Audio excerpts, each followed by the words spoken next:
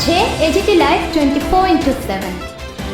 This is AGT Live 24/7. জানাই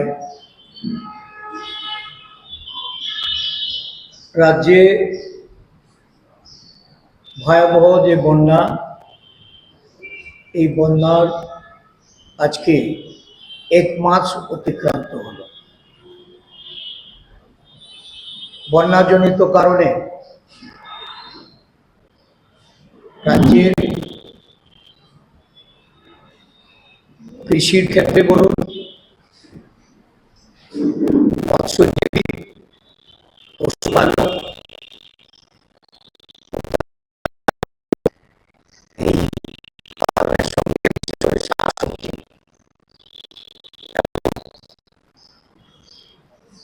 বিভিন্ন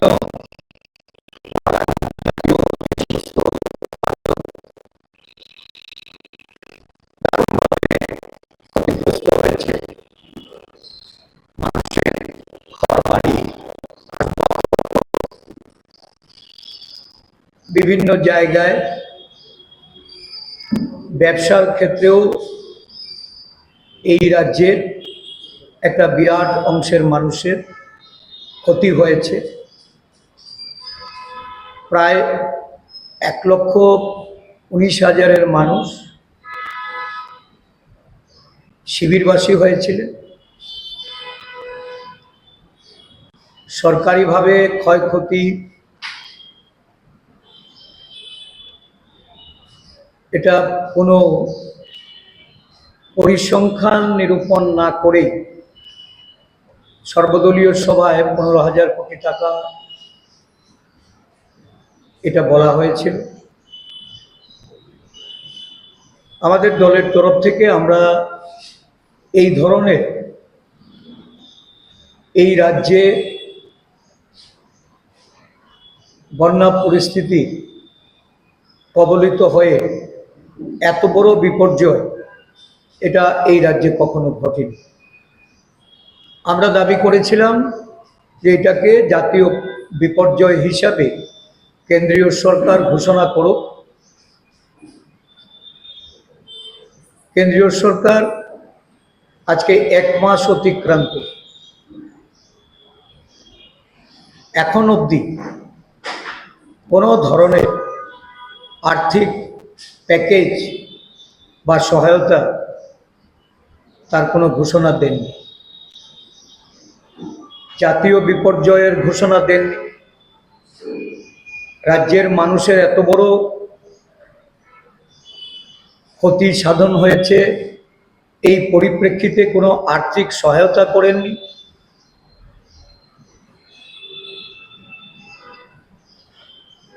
state disaster management ফান্ডে অগ্রিম বাবদ যে 40 কোটি টাকা দেওয়া হয়েছে, এটা প্রতি অর্থ বছরে রাজ্যের প্রাপ্তি।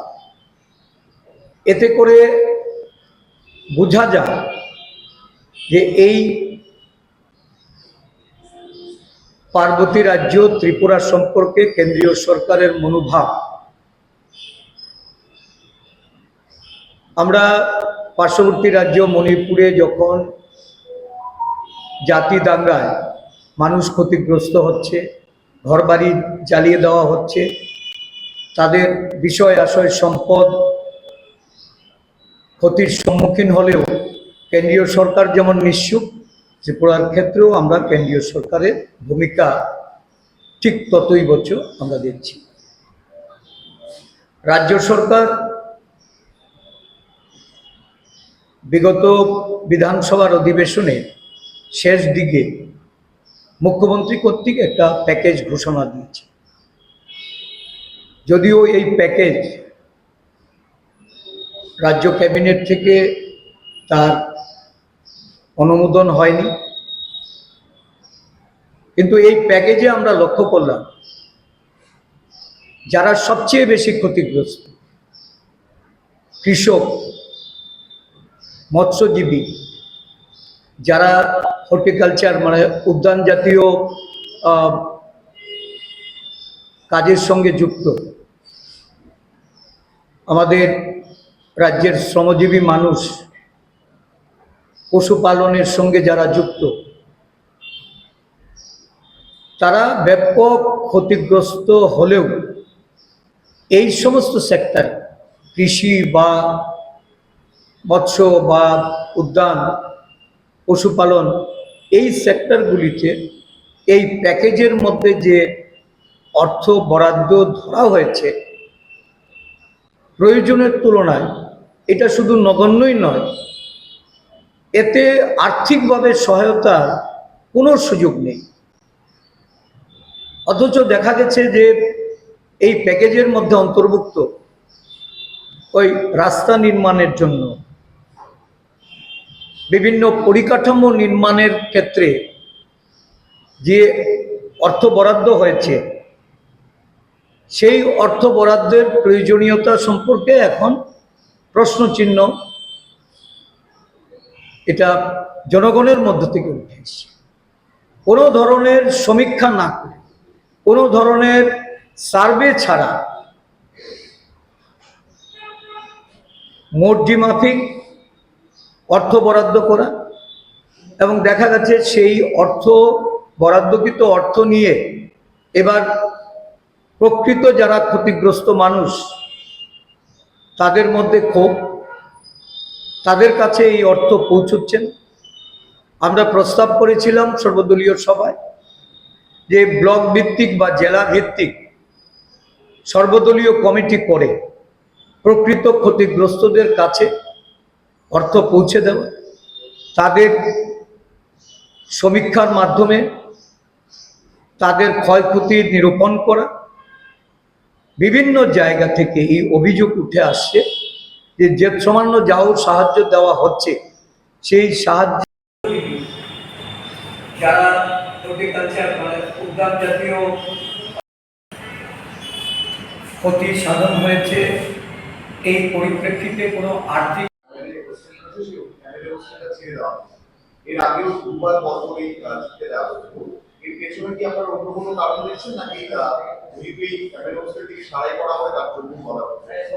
দেখুন, আমি অত্যন্ত মানে দুঃখের সঙ্গে বলছি, এটা অত্যন্ত অমানবিক এবং আমি বলবো যে অন্যায়ভাবে করা হচ্ছে। সুদীপ বাবুর সঙ্গে অন্যায়ভাবে এই ধরনের একটার পর একটা তারা বিজ্ঞপ্তি দিয়ে ওনাকে এই হোস্টেল ছাড়ার জন্য বাধ্য করছে। এই হোস্টেলটা এমএলএ হোস্টেল হিসাবে চিহ্নিত, আজও কোনো নোটিফিকেশন নেই। ছোট্ট একটা সাইনবোর্ড লাগানো আছে যে এটা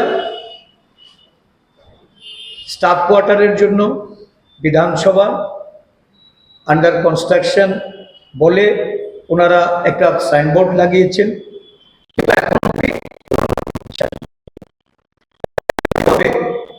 যে এটা আমাদের এখন তাছাড়া সুদীপবাবু সিনিয়র একজন লেজিসলেচার, বাই ইলেকশন 7বারের উনি বিধায়ক। আজকে এই বিধানসভার যারাই অ্যাসেম্বলিতে বিধায়ক আবাসস্থলে যারা আছে,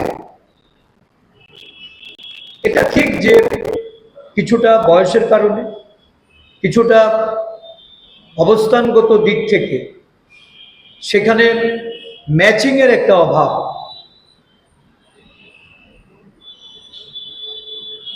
একজন এমএলএ, এটা তো তার প্রেরোগেটিভ যে সে কোথায় থাকলে সে কমফোর্ট ফিল করবে বা কোন বাসস্থানটা তার, যেহেতু এটা এমএলএ হোস্টেল।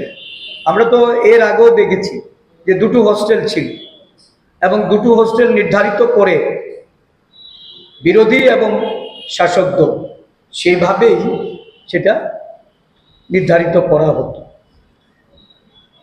কিন্তু এর পেছনে আমি মনে করি একটা গভীর ষড়যন্ত্র আছে।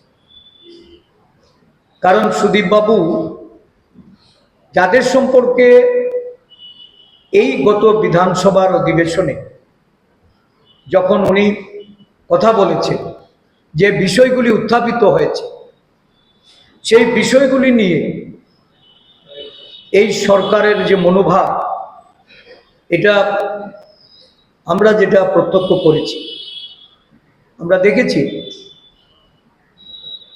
কোনো একটা খবরের কাগজে কেন বড় করে বিশদ রূপে সংবাদ পরিবেশন করা হয়েছে এবং এই পরিবেশনার দায় কারো কারোর উপর বর্তেছে। বিশেষ করে আমি কয়েকজনের নাম বলতেই পারি।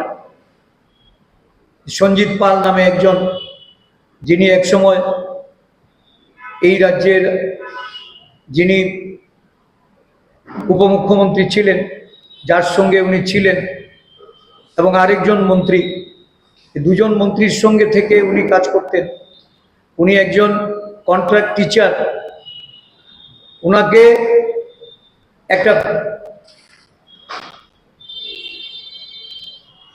গিরিশচন্দ্র কারবারি পাড়া, একজন কন্ট্রাক্ট টিচার, সমগ্র শিক্ষা, ওনাকে গিরিশচন্দ্র কারবারি পাড়াতে ট্রান্সফার করা হয়েছে। সঞ্জিত বিশ্বাস আরেকজন কন্ট্রাক্ট টিচার, যাকে 10 দাগ লবরামপাড়া এসবি স্কুলে বদলি করতে হয়েছে এই কিছুদিন। প্রফুল্ল দেবনাথ, উনি একজন শারীরিক শিক্ষক, কোনো একটা কাগজে কিছু উনি লেখালেখি করেন, ওনাকে কাঞ্চনপুরে বদলি করে দেওয়া হয়েছে। আসলে এই সরকার দুর্নীতিগ্রস্ত, দুর্নীতিতে জড়িত এবং দুর্নীতিগ্রস্তদের তাদেরকে সহায়তা করার জন্য এই সরকার তার সুশাসনের বাণী শুনিয়ে মানুষকে বিভ্রান্ত করে সরকারি অর্থ লোপাটে লিপ্ত। গত পরশুদিন আমরা রাজ্যপালের কাছে গিয়েছিলাম এবং রাজ্যপালের নিকট এই রাজ্য মন্ত্রিসভার তফসিলি উপজাতি দপ্তরের মন্ত্রী সম্পর্কে এশিয়ান ডেভেলপমেন্ট ব্যাংকের 1400 কোটি টাকা ঋণ নিয়ে যে প্রকল্পের বাস্তবায়নে বিরাট ধরনের দুর্নীতি সংগঠিত হয়ে চলেছে এবং এর থেকে একজন মন্ত্রী সে কিভাবে অর্থনৈতিক সুযোগ সুবিধা, অর্থনৈতিক ফায়দা নিয়েছেন, সেগুলি বিশদভাবে আমরা বলে এসেছি। দিল্লিতে ফ্ল্যাট ক্রয় করে লেম্বুছেড়া, নন্দননগর, বড়মুড়ার হাতাইকোতর এবং বিভিন্ন জায়গায় ক্রয় করেছেন, বাড়ি নির্মাণ করছেন এবং দেখা গেছে তার যে নির্বাচন কমিশনের কাছে দেওয়া এফিডেভিট মূলে যে অর্থরাশি দেখানো হয়েছে, আর বর্তমানে এই গত 1 বছর 5 মাসে যে ভূ সম্পত্তি সহ অর্থনৈতিকভাবে ওনার যে মালিকানা, 2টো পেট্রোল পাম্পের মালিকানা, সব কিছু মিলিয়ে এটা কোনোভাবেই এই এত গুরুত্বপূর্ণ এই পরিস্থিতিতে সামনে শারদ উৎসব, এই শারদ উৎসবের পাককালে দেখা যাচ্ছে রেশন শপগুলিতে চিনির মূল্য বৃদ্ধি হয়েছে, যেখানে মানুষকে সহায়তা করার জন্য বিনামূল্যে খাদ্য সামগ্রী থেকে শুরু করে এই উৎসবের দিনগুলিতে মানুষের উপর যেন কোনো চাপ সৃষ্টি না হয় এবং এই খাদ্য দপ্তর সেখানে সহায়তার জন্য দাম কমিয়ে কিছু পদক্ষেপ নেওয়া যায় কিনা সেটা নিয়ে তারা চিন্তা করবে। কিন্তু উল্টো চিনির মূল্য বৃদ্ধি হচ্ছে, যেখানে মাসে 2 কেজি চিনি পাওয়ার কথা, 1 কেজি চিনিও নিয়মিত নেই। এই পরিস্থিতিতে খাদ্য দপ্তর যে ভূমিকা আজকে এই বন্যা কবলিত মানুষের জন্য গ্রহণ করার কথা, তারা সম্পূর্ণভাবে ব্যর্থ। তাই দলের পক্ষ থেকে আমরা এই বিষয় নিয়েও আগামী দিন আন্দোলন কর্মসূচির মাধ্যমে জনগণের জন্য আমরা সরকারকে বাধ্য করতে রাস্তায় নামি। দাদা একটা প্রশ্ন ছিল, আমরা দেখতে পেয়েছি গতকালকে সুচিত্রা জনকে চিঠি দেওয়া হয়েছে। ডেভিড ভুল দিয়েছেন, সেখানে উনি হিডেন কিছু রেখেছেন, আর নয়তো 1 বছর 5 মাসে উনি প্রভুত্ব অর্থের মালিক হয়েছেন। তো উনি কিভাবে মালিক হয়েছেন এটা সম্পর্কে রাজ্যবাসী জানতে চায়। একটা দুর্নীতিগ্রস্ত সরকার, যার মূল কেন্দ্রবিন্দু, যেটা বিধানসভার অধিবেশনে আলোচনা হয়েছে, মুখ্যমন্ত্রীর অফিস, আজকে সত্য কথা বললে পরে যদি কারোর প্রতি এই ধরনের অবিচার করা হয়, অনৈতিক কাজ করা হয়, সুদীপ রায় বর্মন অধিবেশনে তার বক্তব্য রেখেছেন এবং দুর্নীতির মৌচাকে ঢিল মেরেছেন, আর এটা করেছেন বলেই এখন ওনাকে হোস্টেল ছাড়ার জন্য নোটিশ দিতে হবে। যারা এই খবর পরিবেশন করেছেন তাদেরকে দূর দূরান্ত বদলি করতে হবে। এটা অত্যন্ত একটা ঘৃণ্য ষড়যন্ত্র, আমরা এর তীব্র প্রতিবাদ করছি। শুধু তাই নয়, এই দুর্নীতির বিরুদ্ধে কংগ্রেস দল, আপনারা জানেন যে আগামী 23 তারিখে আমরা রাজ্যের ভেঙে পড়া আইন শৃঙ্খলা, নারী ধর্ষণ থেকে শুরু করে প্রতিদিন এই রাজ্যে খুন খারাপি, চুরি ডাকাতি, যেভাবে আইনি শাসন আজকে এই রাজ্যে বর্তমান সরকারের আমলে দেশের রাজ্যের মানুষ তারা হারিয়েছে, এই আইনি শাসন প্রতিষ্ঠা করার লক্ষ্যে পুলিশের যে নিরপেক্ষ ভূমিকা থাকার প্রয়োজন, যে ভূমিকা বর্তমানে নেই, পুলিশকে সতর্ক করার জন্য আমরা রাস্তায় নামছি। আমরা ডিজি অফিস ঘেরাও করছি এবং এই রাজ্যের পুলিশ প্রশাসনকে নিরপেক্ষ দৃষ্টিভঙ্গিতে কাজ করার জন্য আমাদের এই আন্দোলন, এটা ধারাবাহিকভাবে চলবে। ধন্যবাদ।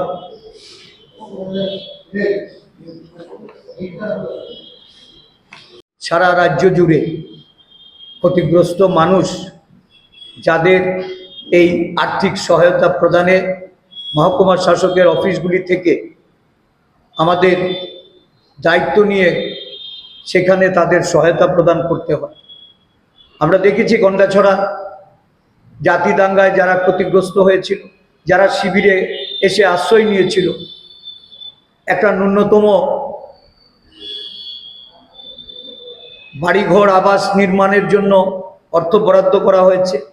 যে অর্থে তাদের ঘরবাড়ি নির্মাণ করা এটা সম্ভব হয়ে উঠছে না, কিন্তু আরেক দিক থেকে প্রশাসন বলে যাচ্ছে অবিলম্বে তাদেরকে শিবির ছেড়ে দিতে হবে, শিবির বন্ধ করে দেওয়া হচ্ছে, সেই শিবিরে খাদ্য সরবরাহ করা হয় না। এই ধরনের একটা পরিস্থিতি, এটা যেমন গন্ডাছড়া, ঠিক তেমনিভাবে আমরা দেখলাম এই দুর্গানগর রানীর বাজারের কৈতুরবাড়িতে, সেখানেও যেখানে তারা শিবির করেছিলেন সেখানে শিবির বন্ধ করে দেওয়া হয়েছে। একটা অন্যত্র তাদেরকে স্থানান্তরিত করে 7টি পরিবারকে সেখানে থাকতে দেওয়া সুযোগ দিলেও ওই 7টি পরিবারের প্রয়োজনীয় জিনিসপত্র সেখানে নেই। বিরোধী দল হিসাবে আমরা তাদের সেখানে গেছি এবং তাদের কথাবার্তা শুনে আমরা তাদেরকে সহযোগিতার জন্য হাত বাড়িয়ে দিয়েছি। এহেন পরিস্থিতিতে এই রাজ্য জুড়ে সুশাসনের কথা বলে আর প্রশাসনের যারা কর্তা ব্যক্তি, তাদের দলবাজি আর স্বার্থান্বেষী যে সমস্ত রাজনৈতিক রং ধরিয়ে যে কার্যকলাপ, এই কার্যকলাপের আমরা তীব্র প্রতিবাদ করছি। এই পরিস্থিতিতে আমরা চাই কেন্দ্রীয় সরকার অবিলম্বে রাজ্যের মানুষের, রাজ্যবাসী যারা বন্যায় ক্ষতিগ্রস্ত তাদের পাশে এসে দাঁড়া, তাদের জন্য প্যাকেজ ডিক্লেয়ার করো এবং অর্থনৈতিকভাবে এই রাজ্যের মানুষের উন্নয়নে অন্যান্য রাজ্যে রাজ্যে যেমন কেন্দ্রীয় সরকার প্যাকেজ ঘোষণা করে তাদেরকে সহায়তা প্রদান করেন, তা অবিলম্বে সহায়তার হাত তারা যেন বাড়ান, অন্যথায় আমাদের আন্দোলন ছাড়া কোনো বিকল্প নেই।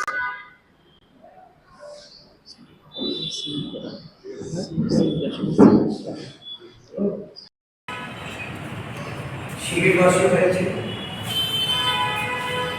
আমরা এটা নিয়ে তীব্র প্রতিবাদ জানাচ্ছি।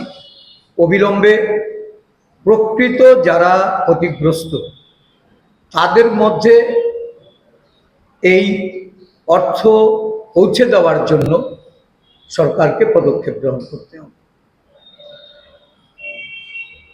উল্টো দিকে যখন মানুষ নানাভাবে বিপর্যয়ের সম্মুখীন হয়ে তাদের অর্থনৈতিক অবস্থা, তাদের বেঁচে থাকার মতো রসদ যারা যোগাতে পারছেন, কর্মসংস্থান থেকে শুরু করে এই গ্রামীণ অর্থনীতিতে একটা বিরাট ধরনের জনগণের উপর যেখানে অর্থনৈতিক চাপ তৈরি হয়েছে, এই অবস্থায় দেখা যাচ্ছে যে বিদ্যুৎ মাশুল বৃদ্ধি করে এটা লাগু করা হয়েছে এবং এটা অগাস্ট মাস থেকেই এই মাশুল বৃদ্ধি করা হয়েছে,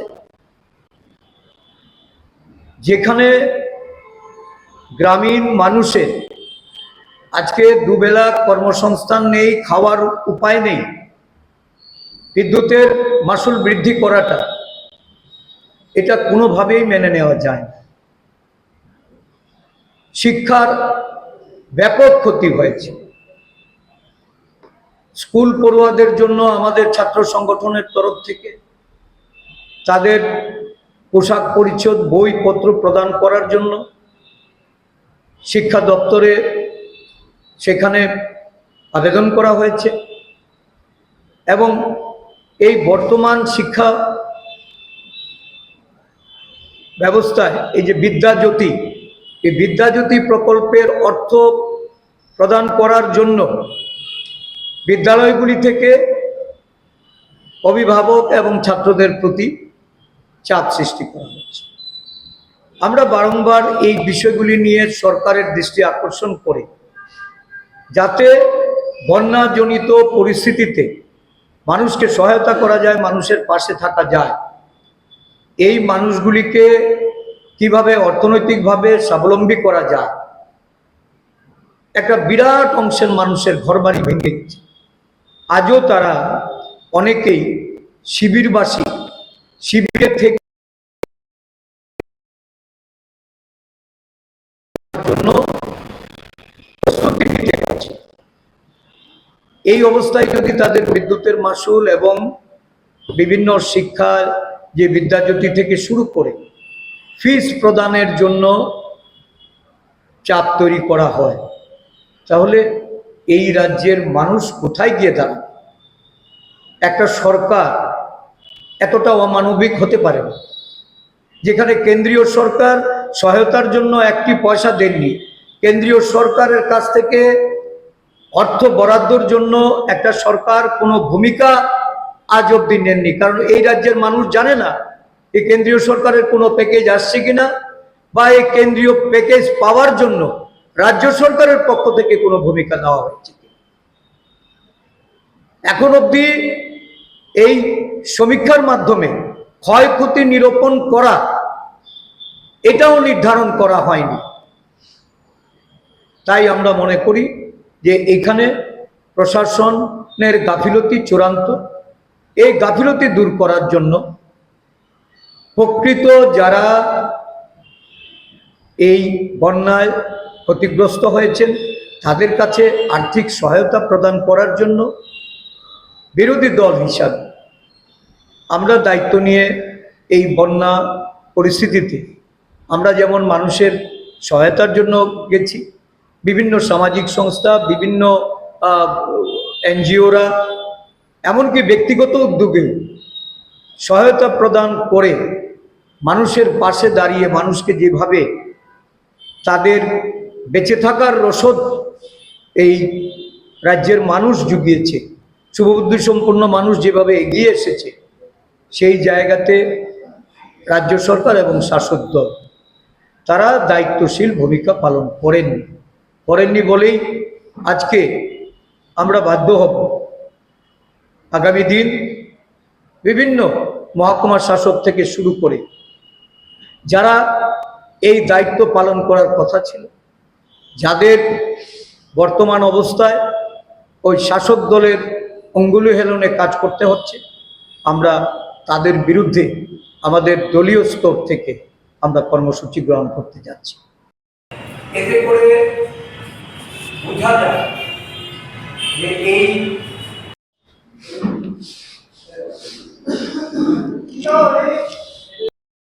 রাজ্যে